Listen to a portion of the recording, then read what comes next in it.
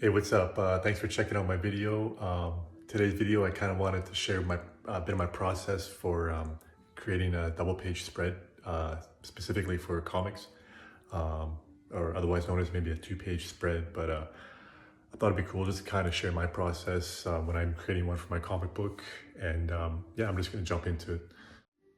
I generally start with Strathmore Newsprint. All my pages, I kind of use this for my roughs.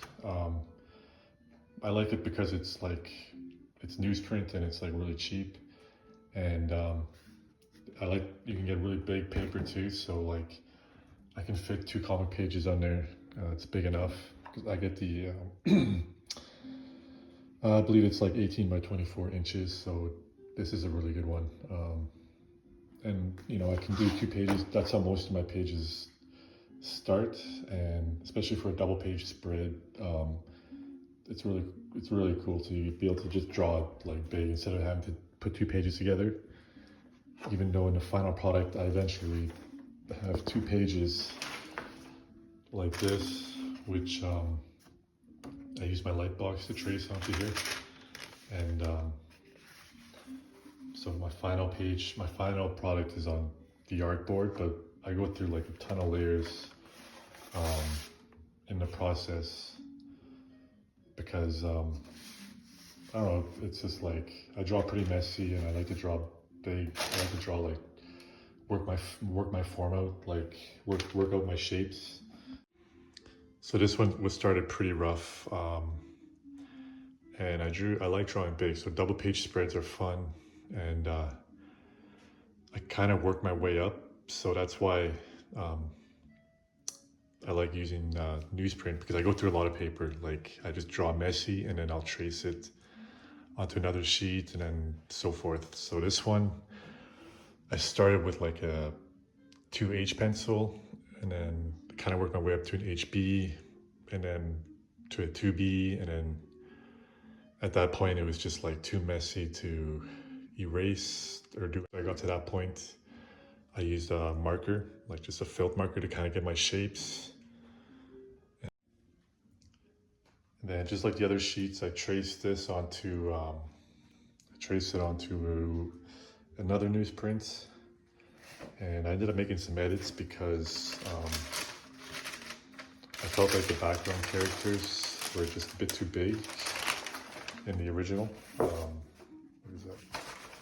Yeah, in this one I felt like I needed to shrink these guys a bit, so I shrunk them a bit. I used tracing paper to kind of redraw it, and I like to use tracing paper a lot too, because it's a good way to kind of like clean stuff up for the final draft. And then yeah, from here I kind of once I kind of figured out my shapes, or not my shapes, but I did a lot of details in my rough pencils, and then I traced them onto the artboard here, and this is where I kind of cleaned it up. The reason I used the artboard for my final pencils is because I've tried doing like really clean pencils with newsprints, and the paper just picks up the shininess of the lead, so it didn't scan too well. When I tried scanning it, it like shined. It picked up the shine from the lead, so it really made for a weird line in the final product. So yeah, I always finish on a Strathmore. I use the Strathmore artboard, but any artboard really. But yeah, so and then from here, I just I scanned it into my computer, and then I did my digital inks.